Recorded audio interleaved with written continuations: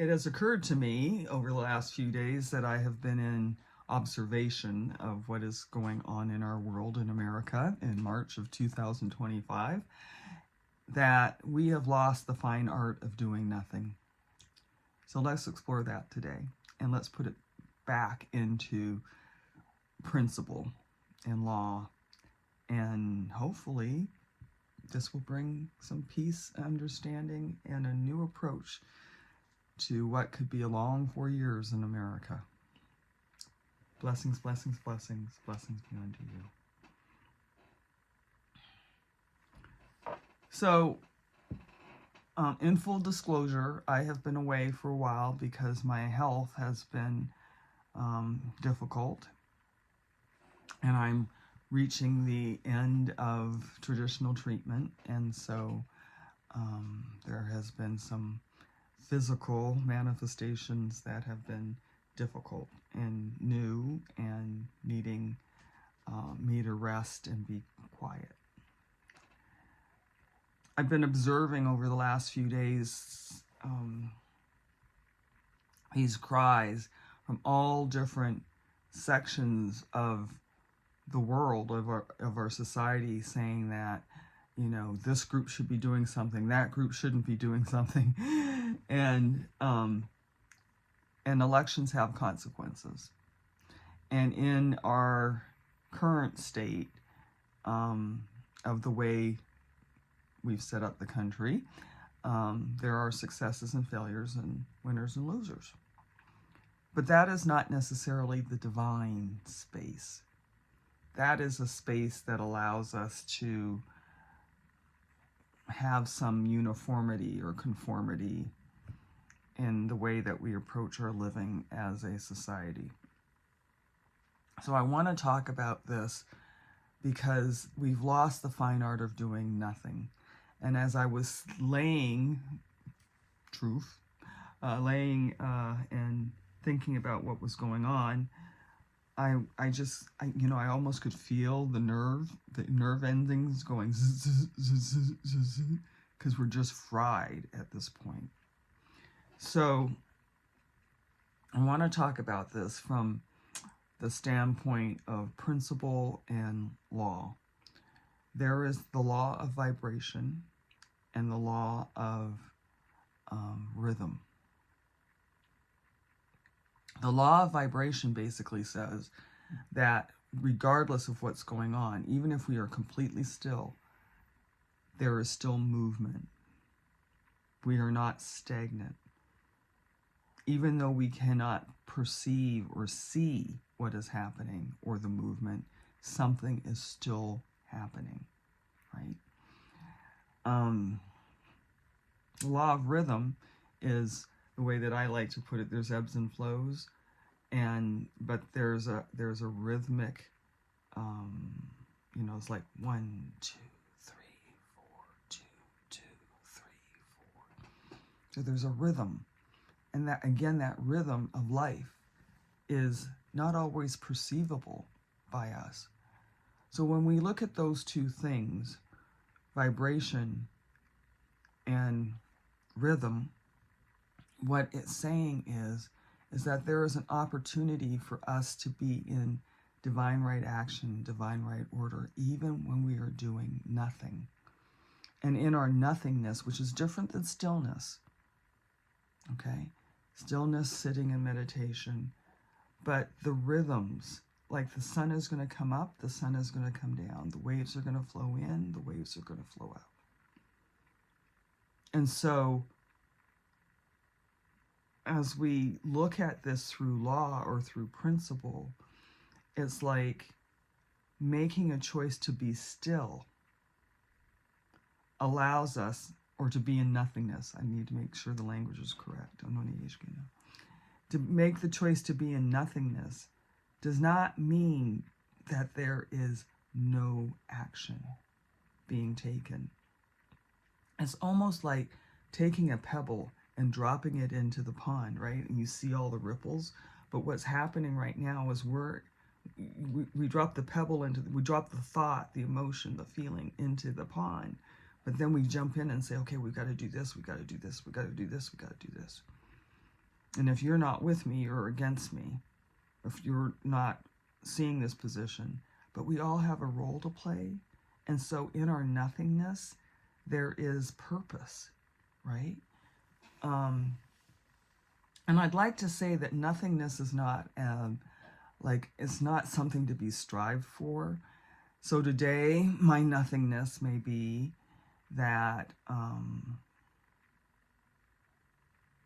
well, I've had this situation. I lost my job, right? I lost my job. And so the immediate reactions, which is the ripples that are interfering with the smoothness and the right action, right order, is I've got to do this, I've got to do this, I've got to do this, I've got to do this. But the sun will come up tomorrow, right? So maybe we just sit for a moment, or we go out and we do something enjoyable, or we take the action of, preparing for the next step. But as we prepare for the next step, we're not putting any emotion or feeling behind it. We are just simply, I need a new resume. I'm going to make a new resume. And then the next day maybe I'm going to, I don't even know, I'm going to attend to my children and not even think about the fact that I lost my job, right? When we understand the principles of vibration and rhythm, then we can respect somebody saying, this is not the right time to fight. Provide resistance. Allow the resistance to come forward through the divine workings, the natural flow, the natural order of things, as opposed to me hitting myself up against this wall, and I really don't have a leg to stand on right now because elections have consequences. So what action should we be taking? The other thing that will happen is stillness will bring inspiration. Nothingness will allow the inspiration to come through.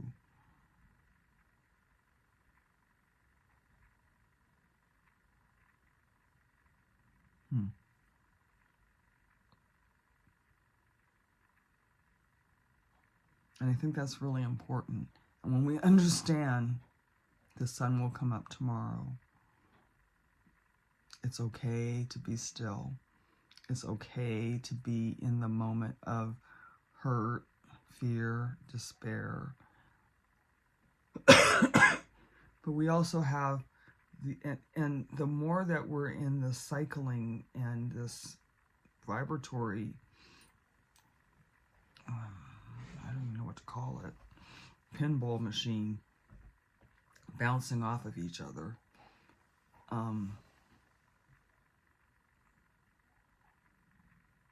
we're not going to get to the point where we can hear, see, observe, and be the divine right action within the divine right order. So it's something to think about. It's something to think about. Just because I'm not directly addressing an issue in this moment does not mean that I have allowed myself to be swayed away from the principles that have ruled my life. One of the most difficult things since January for me has been actually a little bit before January, because I felt the energy of the election shifting, and I did not know what to do about it. And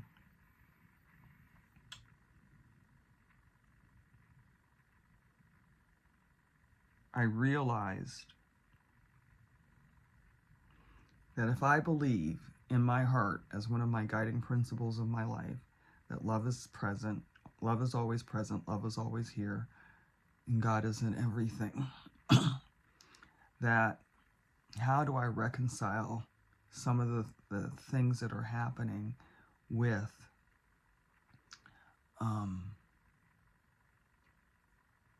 that.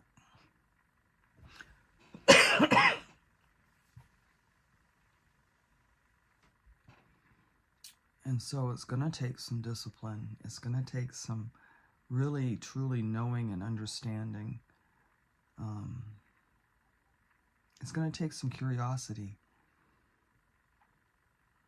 It's going to take some who am I in this moment.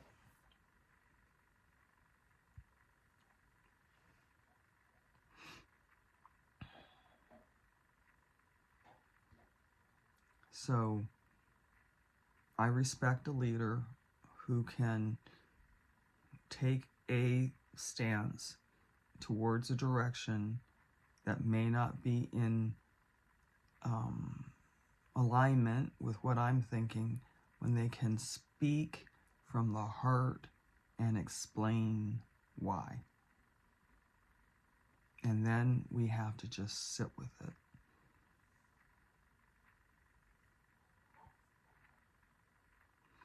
We will be called to do as we are called to do.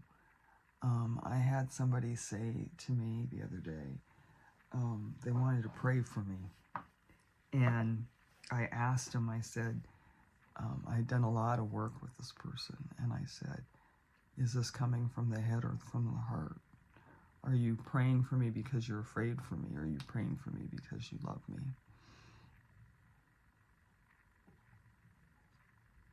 Are you taking action because you're afraid, or are you taking action because you have a principle to stand on?